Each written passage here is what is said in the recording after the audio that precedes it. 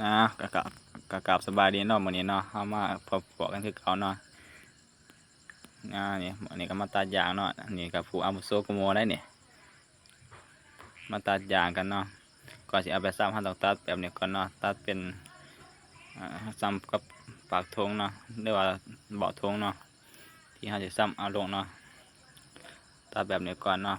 เพราะว่าเอาไปตัดแบบมันยาวปวดเนาะท่านตัดก่อนไปตัดผ่ามาตอนซ้ำเนาะไปเนาะหลังจากตัดแบบนั้นเดี๋ยวเอามาซ้ำธงแบบนี้เนาะกับแบบคล้ายๆแบบดำหน้าเนาะกันว่าไฟดำหน้าเนาะก็สิแบบเดียวกันกับแบบมาซ้ำยางเนาะคล้ายๆแบบก็ดำหน้าเนี่ยงานนี้ก็สบายอยู่มันก็พอเห็ดพ่อเนี่ยเนาะแต่ว่าคล้ายๆแบบดำหน้าเนี่ยนะเนี่ยก็มาปักแบบนี้ปักอันนี้ไว้ดีอย่างไว้เป็นแถวไว้เนาะเห็ดให้มันเป็นแถวเป็นอันเนาะมันก็พอเบิ่งเนี่ยเนาะตอนนี้ผ่านนี่เนาะตอนเราก็ซ้ำแบบนี้เนาะจะมาแล้วก็พยายามบ่ให้ตึกตามันเนาะเมื่อตัวนี้เนาะ